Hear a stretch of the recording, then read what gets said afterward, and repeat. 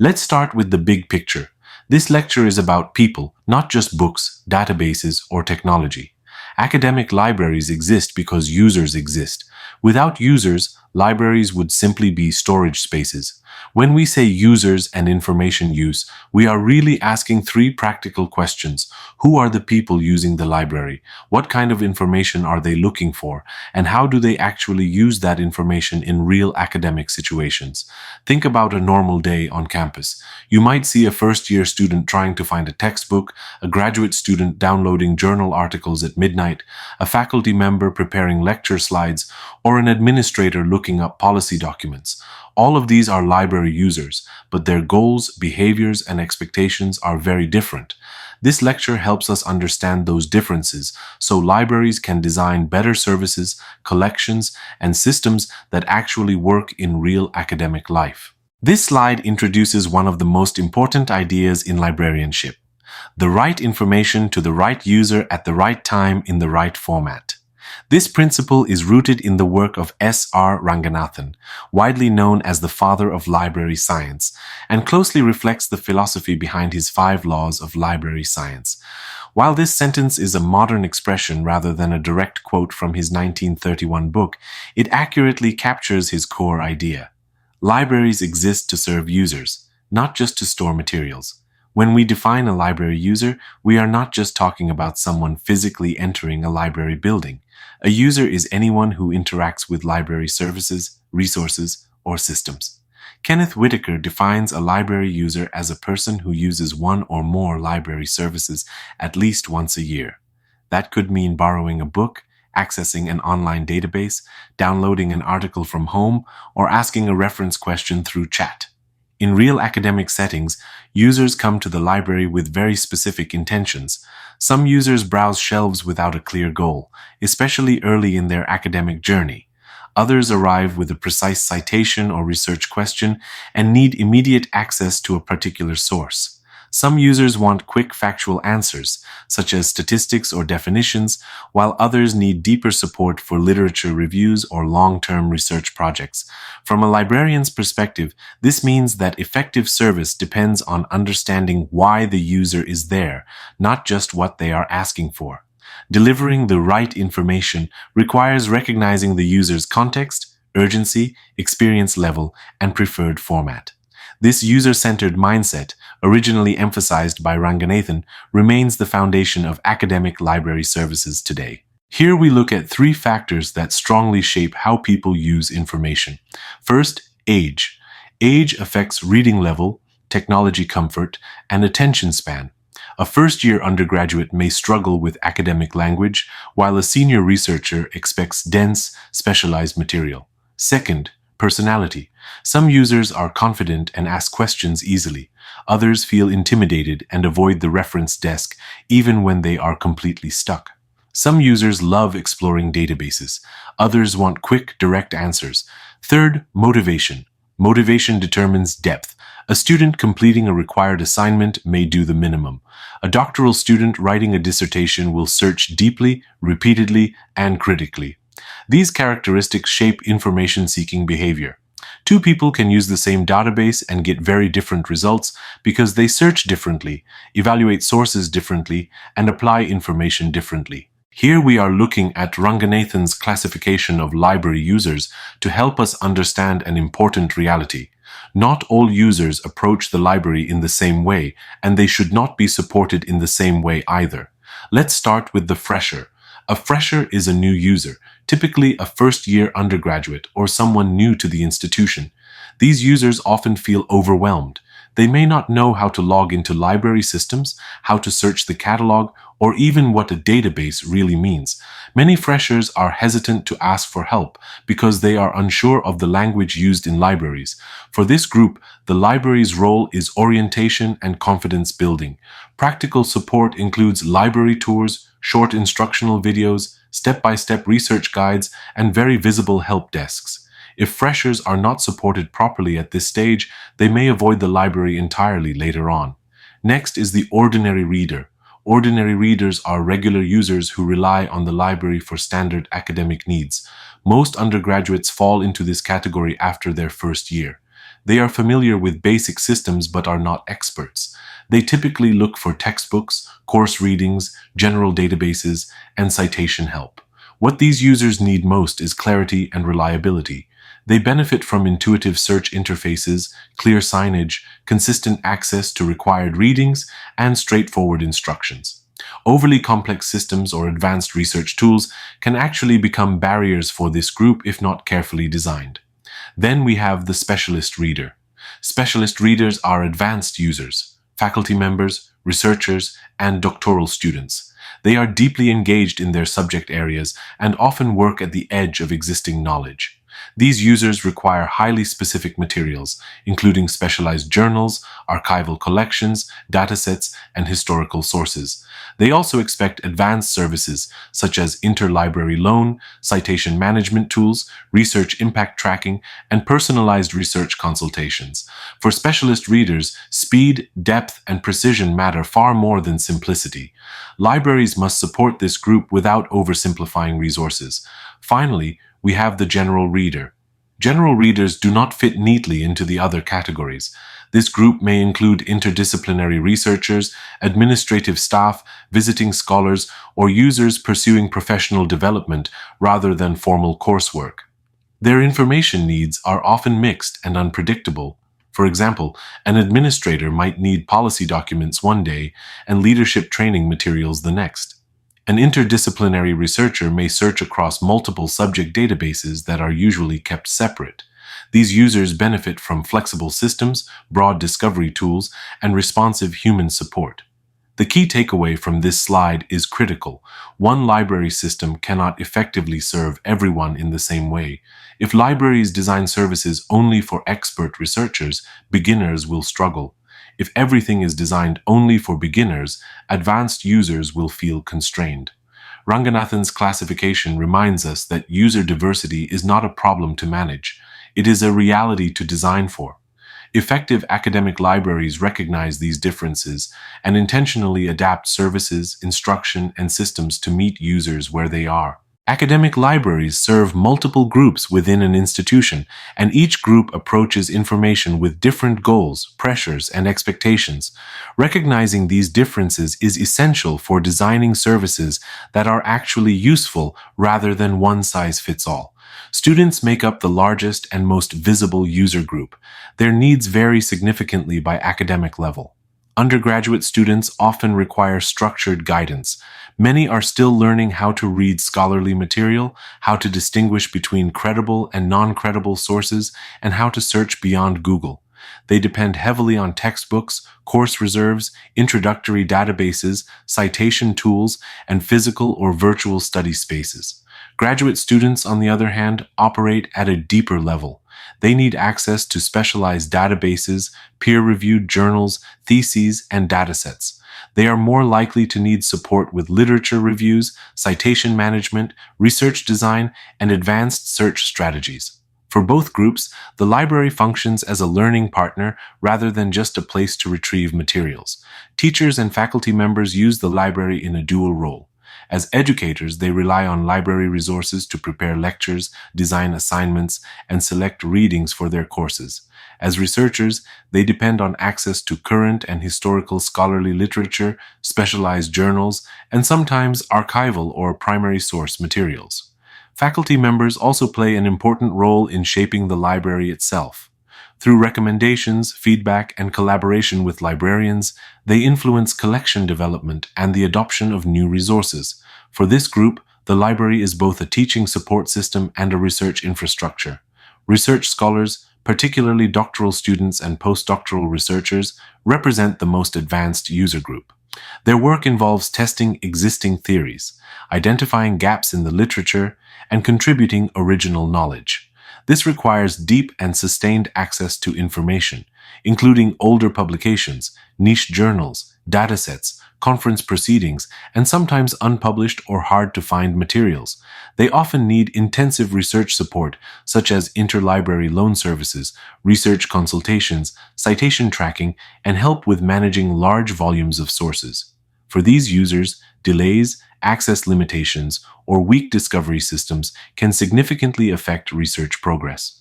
Administrative staff are frequently overlooked in discussions about academic library users, but they also rely on library resources. Their needs are often practical and professional rather than academic. They may look for policy documents, accreditation materials, leadership and management resources, or continuing education content. Some use the library for career development or skill building, while others seek general information relevant to their roles within the institution. Although their usage patterns may be less visible, supporting this group reinforces the library's role as a campus-wide resource rather than one limited only to teaching and research. Understanding these distinct communities helps libraries make informed decisions about services, staffing, space design, and resource allocation. When libraries can clearly articulate who their users are and how those users apply information in real institutional contexts, they are better positioned to justify budgets, demonstrate impact, and design systems that align with the actual academic life of the institution. Academic libraries serve users who need different kinds of information for different purposes, and understanding this diversity is essential for effective information use. Information is not a single uniform resource. It varies by both purpose and format, which directly affects how users engage with it. By purpose, information can be conceptual, helping users understand theories and ideas; empirical, providing data and research evidence; procedural, explaining how to perform tasks such as searching databases or citing sources; stimulatory, encouraging curiosity and engagement; and policy or directive, setting rules and expectations such as copyright or academic integrity guidelines. Each type supports a different stage of learning or research. By format, information may be statistical, presenting numerical data; descriptive, explaining situations or processes; or interpretative, analyzing meaning and implications. Users often need guidance not only in finding these formats, but also in understanding how to apply them appropriately. In today's information-rich academic environment, access alone is not enough. Information becomes valuable only when users can identify the right type, interpret it correctly, and apply it effectively to academic tasks such as assignments, research projects, or decision-making. As a result, the modern academic library's role extends beyond providing resources to actively supporting meaningful information use. People search for information for very different reasons, and those reasons shape how they search, what tools they use, and how much depth they need. Understanding these motivations helps libraries design services that actually match real academic behavior. One common reason is current awareness. Many users want to stay up to date with the latest research, theories, or developments in their field. Faculty members may track new journal articles, graduate students may follow emerging debates for their literature reviews, and professionals may monitor trends that affect practice. For these users, alerts, newsletters, citation tracking, and recently published content are more valuable than older foundational materials. Another reason is building a researcher network. Users often want to know who else is working on similar topics, where they are based, and what they have published. This is especially important for researchers looking for collaboration, understanding scholarly influence, or positioning their own work within a field. Tools like author profiles, citation databases, and conference proceedings support this type of information seeking. Many users search for information to gain background knowledge, particularly when entering a new subject area. This is common for students starting a new course, researchers working across disciplines, or faculty preparing to teach unfamiliar material. In these cases, users need overviews, review articles, textbooks, and introductory resources that help them understand basic concepts before moving to advanced research. Another motivation is assessing prior work. Researchers need to know what has already been studied, what methods were used, and where gaps exist. This helps them avoid duplication and justify new research questions. Systematic searching, literature reviews, and citation analysis are central at this stage, and users often require librarian support to search comprehensively and strategically. Finally, many searches are driven by specific data needs. Users may require exact statistics, definitions, legal texts, or references at particular moments in their work. These searches are often time-sensitive and task-oriented, such as finding enrollment data for a report or a specific citation for an assignment. Because these motivations differ, no single search system or service can meet all needs equally well. Academic libraries improve information use by studying these behaviors through surveys, usage data, and direct interaction, allowing them to tailor instruction, tools, and services to how users actually seek and apply information. Users often struggle to use information effectively, not because resources are unavailable, but because the process of finding and using information is itself difficult. Several interconnected challenges explain this gap between access and meaningful use. One major challenge is volume overload. Academic users are confronted with an enormous amount of information every day. Thousands of journal articles, books, reports, websites, and data sources. When a student runs a search and sees tens of thousands of results, the problem is no longer access but choice.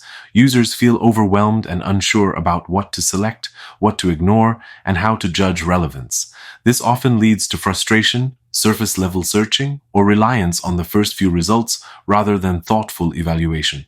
Another common challenge is difficulty expressing information needs. Many users know they need something, but cannot clearly articulate what that something is. A student might say, "I need sources for my paper," without being able to explain the topic, scope, or type of sources required. This makes searching inefficient and also makes it harder for librarians to provide targeted help. The problem is not lack of intelligence, it is lack of experience with academic language and research framing. System complexity is another barrier. Modern academic library systems are powerful but layered. Discovery tools, databases, filters, subject headings, and advanced search options require practice to use well. Without guidance, users may rely on simple keyword searches and miss relevant materials that are hidden behind controlled vocabularies, specialized databases, or advanced search features. As a result, high-quality resources remain underused. Closely related is the user education gap. Many students and even some faculty members are never formally taught how to search strategically, evaluate sources critically, or refine queries based on results. They may assume that searching academic databases works the same way as searching Google, which is rarely the case. Without instruction, users struggle with issues such as narrowing a topic, distinguishing between scholarly and non-scholarly sources, or recognizing bias and credibility. Together, these challenges show that building strong collections is not enough. Academic libraries must also invest in instruction, guidance, and ongoing support. Teaching users how to search, think critically about information, and navigate complex systems is essential for turning abundant information into meaningful academic knowledge. Building truly effective academic library systems requires a deliberate shift from collection-centered thinking to user-centered thinking. This idea may sound obvious, but in practice it is still a major challenge. Historically, libraries were designed around what they owned: books, journals, archives, and databases. Users were expected to adapt themselves to the system. S.R. Ranganathan challenged this mindset decades ago, arguing that libraries exist for users first and that systems should adapt to people, not the other way around.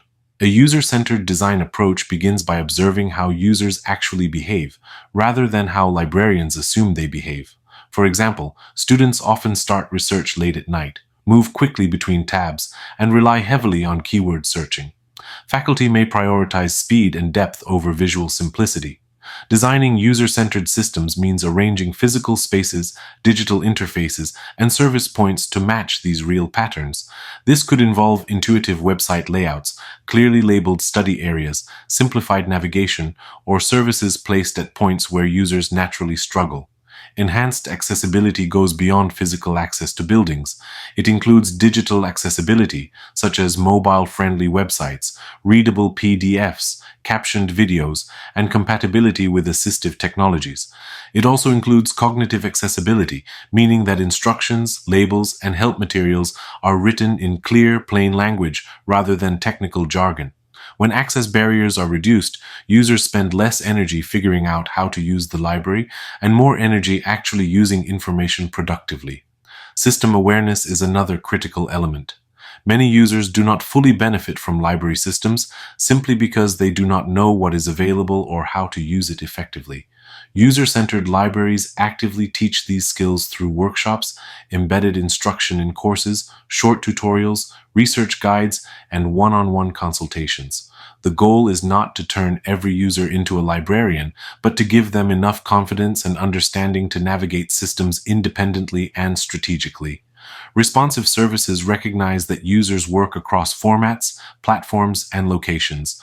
Some users prefer in-person help, while others rely on chat, email, or video consultations. Some need immediate answers, while others need ongoing research support over weeks or months. A responsive library adapts service delivery to these varying needs, ensuring that help is available when and where users actually need it. Finally, continuous user studies are essential for long-term improvement. User needs change as academic practices, technologies, and institutional priorities evolve. Libraries that regularly gather feedback through surveys, usage data, and direct interaction are better positioned to adjust services, develop relevant collections, and demonstrate their value to the institution. When academic libraries truly understand their users and design systems around real behaviors and needs, they move beyond being repositories of information and become active partners in learning, research, and institutional success.